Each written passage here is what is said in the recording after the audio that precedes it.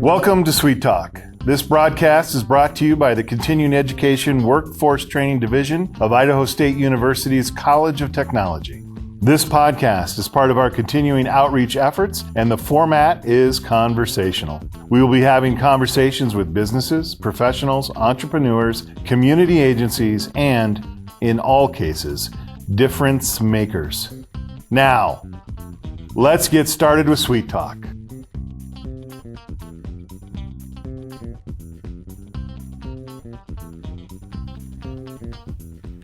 Welcome to Sweet Podcast. I'm Paul Dickey. I'm the coordinator of the apprenticeship program at CEWT, Continuing Education Workforce Training, and we're a non-credit educational class training community. We do non-credit training in our community. This podcast is part of our continuing outreach, and it is a 20-minute podcast where it's conversational, and our 20 minutes started when I said welcome. Today we have as our guest Matt Willard, who is a fourth-year apprentice. I asked him to come on this week because this week is National Apprenticeship Appreciation Week, and we want to reach out to one of our apprentices. Hi, Matt. How are you doing today? Good. How are you? I am nervous. There you go. So, Matt, could you introduce yourself and then tell us a little bit about yourself and your history, and leading up towards the apprenticeship? Yeah, my name is Matthew Willard. I'm 50 years old, and over the last few years, it was kind of tough to get things moving from working in the industry, plants shutting down in the community. FMC Corporation left a lot of people out of work, and after time goes by, you want to try to get into a trade, and it's never too late to get into something. So training, into the apprenticeship program, I got a job with B&G Plumbing here in Pocatello, Idaho, and they offered me a position as an apprentice to learn in the plumbing trade. And so I jumped on with them, and been doing it for the 4 years now to try to get a license and be a journeyman plumber. And with the apprenticeship program, that's helped me get the training and the knowledge and the stuff for codes and for workforce that you need to go along with the trade. Okay, so was that the first time you heard about apprenticeships?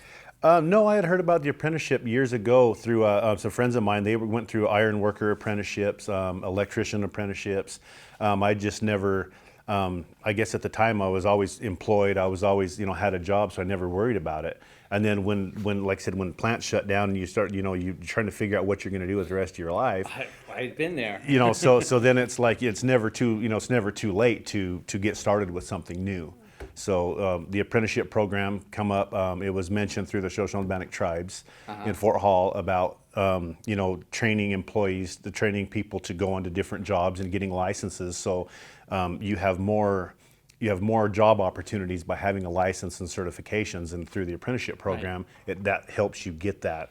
That's right. You're a tribal member, aren't you? I am. Yeah. They have what known as a registered apprenticeship over at Shoshone-Bannock, where they help you supplement some of your costs in that program. Yes, correct? they do. Okay. A lot of people might not know what an apprenticeship is. Could you maybe give us a short explanation of what an apprenticeship is? An apprenticeship is it's like a training program they pair you with a licensed or a certified, like a plumber in the plumbing industry. Okay. They pair you with the journeyman plumber, and you work alongside that plumber learning the trade. And the apprenticeship helps you learn the background of the trade. It gives you an opportunity to learn and work at the same time. Okay. Also, that includes classroom-related training. And Yes, that's it what does. we supply Yes. at Idaho State University, is the classroom-related portion of that, which you've been doing for 4 years now, and you're on your last year. Yes. You're looking forward to finishing that? Yes, I am definitely looking forward to that. I know for many apprentices, that's difficult. The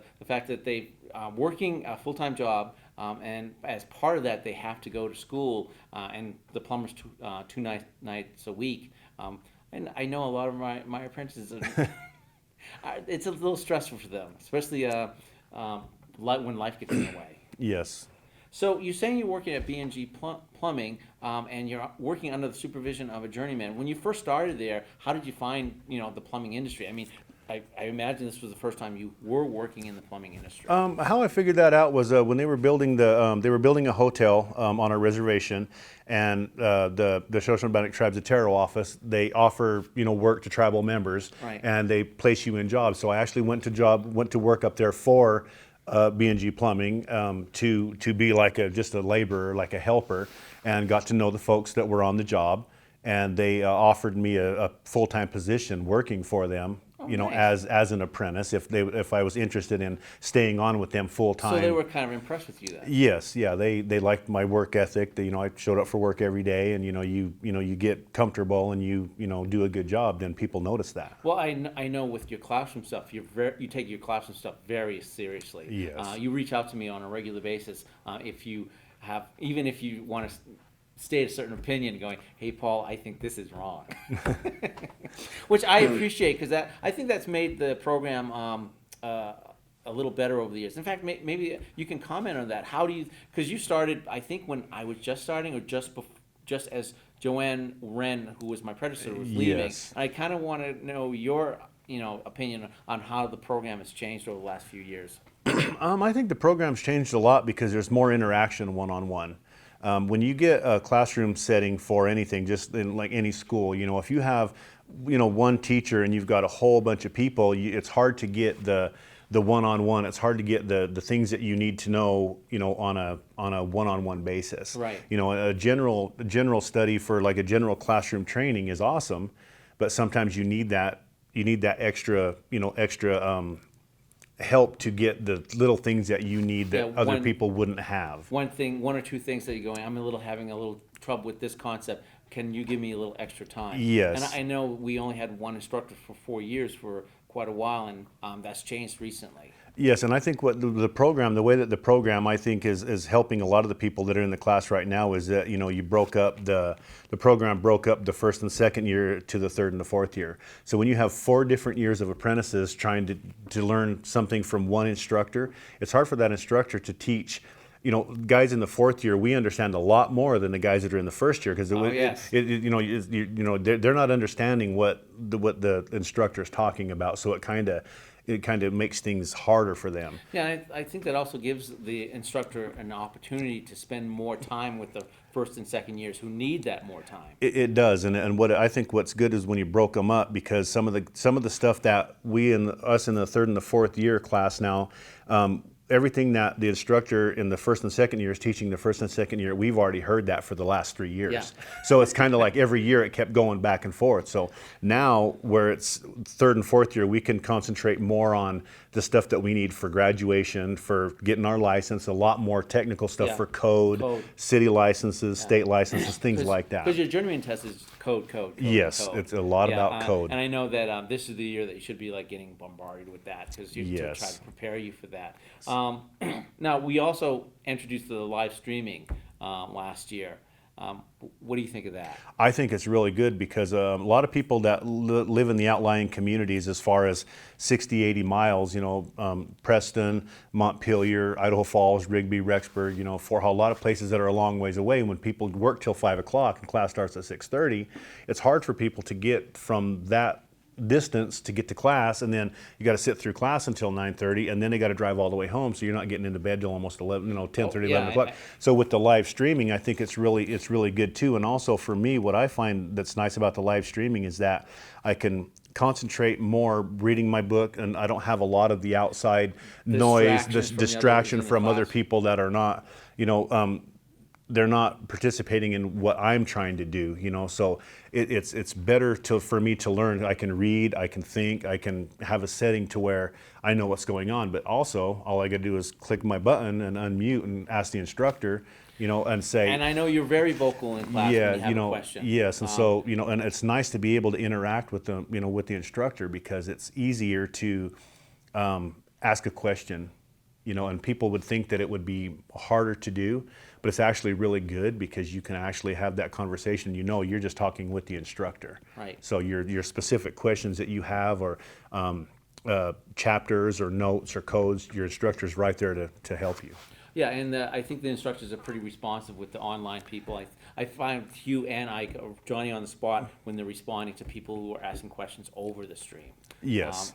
Now, also, I think it also has helped if you're sent away for work too. It allows you to actually participate in class and not miss that classroom session. Yes, a lot of times we get sent out of town to work. So if we're in a hotel or somewhere out of town, working or whatever, we can still be able to log on to a Wi-Fi. We've got our laptops. We can be able to log on wherever we're at, even on your telephone. You can, Yeah. you got internet on your telephone. You could actually get on and be able to participate and to at least be in there. Gary has a question. Gary, what's your question, man? Yeah, I'm sorry. Hey, Matt, that's really great. One of the things that I like about being able to stream like that is that we can save all the class recordings. Do you take advantage of those, or do you hear about people taking advantage of the recordings? Yes, I watch them quite a bit, and then some of the other guys they go back and watch them later on too, because there's a lot of stuff that when you go through, like the instructor will go through in the book, and he'll be able to show the book that we're working on our Moodle or on our books. So a lot of times you can go back and look at that, and like me, when I take my test, I print my test out, so then I can go back and research them. But the videos are the same way. You can actually go back and watch the videos. So if there was something that you remembered that the instructor said, you can actually go back and go through and you can listen and you can watch what they're doing. Wow, I'm glad it's beneficial. Yes. We were kind of really worried when we introduced that, because a lot of people, if they're left to like going an online class, and sometimes they don't have that motivation of that classroom environment. But we actually found that for our third, fourth, and second years, our pass rate actually went up. And I think that's because they felt like they weren't like trapped in the classroom. Because that's part of it is, especially you get through the year and they feel like they're working all day. They have to go to the classroom. They're kind of trapped there, and they get very discouraged after a while when it's just become, like you said earlier, that repetitive going classroom to work to class, work to class, work to class. You kind of need a little break where you're at home enjoying your home. Yeah, and I think the streaming is really, really beneficial because, like I said before, it's something that you can sit in your easy chair, you sit in your recliner, and you can read, you can, enjoy, what you're doing there. You're not having to go, out in the community or whatever, and like, especially in the wintertime, a lot of us, when the wintertime, everybody knows here it snows so much and the weather gets so crazy. And so there's times when we've had to cancel class over the last couple of years because of the weather and so on and so forth. But now with the live streaming, we get a text from you, that, and that's what's beneficial for me also is that, you as the director, you always send us text messages, throughout, say, classes moved to this room or classes changed to this, and that's nice to be able to have that communication, email, text message. So now if the weather's really super bad, we can still have class, but we don't. The instructor's not going to. I feel bad for the instructor. Yeah, this instructor. But if the instructor's not going to go, then of course we're not going to have class, which is there. But I mean, in a sense that if the local community, people who live right here in Pocatello, can get to class because it's not so bad, but those of us that are coming from miles and miles away. Sometimes they shut the interstates down. You can't, you come to class and you get stuck here because the interstate's closed. That's really, really good because you still have that aspect to get into class. You can still participate and still get what you need. Now, going back to your career, do you enjoy plumbing? Yeah, I do. Okay, what is the biggest part of your enjoyment of the job? I think a lot of it is the variety of the work. It's never the same. You'd think that plumbing is going to be the same in everything, but where I work for B&G Plumbing, we're a big commercial contractor, so we do a lot of huge jobs. Right now, we're the plumbing contractor that's working on the Eames building. Oh, really? The new Idaho State University Eames building. So we're plumbing that building, and that's going to be a year-long job. That's going to be beneficial, for us, and so for us, and for us as well. Yes, and so for the university. We do everything from residential plumbing all the way to huge. We did the casino and the hotel, the Eames building, and we have, we work a lot with the university. We do a lot of plumbing here at the university. Oh, and excellent. so when you do all these different things, it's always something different. You learn so much by not doing the same thing every day in a job. That's what people do. And has your journey been aware of your needs as you've been going through and been helping you grow as a plumber? Oh, yes. Okay. Yes. Yeah. And that's what's good about, employers that are willing to step up and hire someone that has nothing to do with plumbing, have never done it before. Yeah, and that's part of the whole apprenticeship thing. Is yes. You don't know anything when you Yeah, start. you don't. And right now we've got a couple of guys right now that just hired on with our company, and they're first year apprentices, and they come in with nothing. They come in and say, I want to be an apprentice. And so they hired them out and teach them, okay, this is what you're going to do, this is what you're going to need, and we're going to get you going. They got them enrolled in school, so they're working now, and that's what's really nice, is because the companies that are willing to take the time and teach someone, it's going to benefit the company over the years. It does. It makes better employees. Yes, and through the apprenticeship program, you learn a lot more. I mean, everybody can go to a job and do the job, but the training that you get through the apprenticeship program, the education and the knowledge that you get to back that up, when you go to a job, you have an idea of what's going on because you're learning it in the classroom. So you take that back to your job, and then it makes it so much easier. Well, that's why I think the whole part of the on the job and the classroom trainings, you have those aha moments going. Yes. Both back and forth. You're in class and you go, oh, we worked on this yesterday. Or you're out in the field and go, we just studied this in class, and those two things kind of click together. And I think it gives you a little more rounded about the whole profession. Yes. So I have to ask you then, since this is your 4th year, you're going to be taking your journeyman exams soon. Mm-hmm. Are you looking forward to supervising someone? Not really.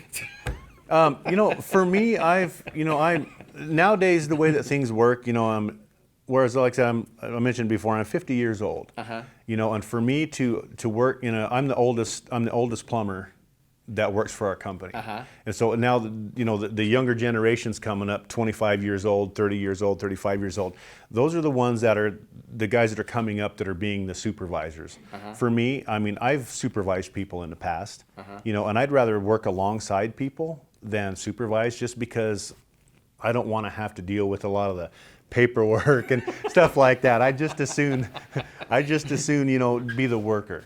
Okay. So do you think that once you finish with your journeyman, you'll stick with B&G? Yes. They've been good to you. Yes. They've been really, really phenomenal with all the employees. That's something that great. and I think it's kind of a reward for them to sponsor me to go through the apprenticeship program and help me out and mentor me and sponsor me through the program, because you have to have the work hours to go along with the school in order to get your test. Exactly. So I think for a lot of people, there are a lot of folks that go through the apprenticeship program and they get their license and then they go off and get their own business license or they leave. But for me, at this point right now, I'm the folks at B&G have been phenomenal. They've helped me along the way, through ups and downs and thick and thin, Yeah. So I think that's good. I feel like I feel like I'm part of a family there, so why leave?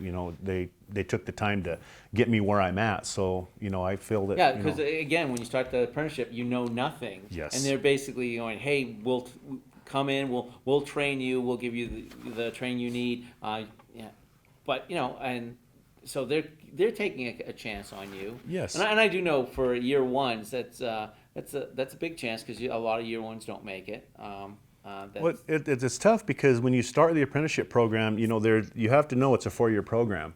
So Yes. if you're working for a job that you don't want to do that later on, or you don't think you want to do this, then once you start it, it's like you got to finish it. But in the same respect, when you work for a company, you got to be able to want to stay with that company, because you want to have them along the way. Because if you don't have that and you go back and forth job to job, your school, and you spend a lot of money to go to school, and that's one of the things that it's a reward to do that, Right, And right. You want to. Everyone, if they get into the apprenticeship, you want them to enjoy what they're doing. Yes. And I think that's part of the reason why we have some apprenticeships that leave year one, is because they started and they realize this is not what I enjoy doing, and Yes. they leave because they're offered a job, and everyone likes to be offered a job and have a check every week. But then when you look down the road, going, I'm going to be doing this for 4 years, and I don't know if I can do this. One of the things too that it's hard for apprentices is that when you hire on with a company,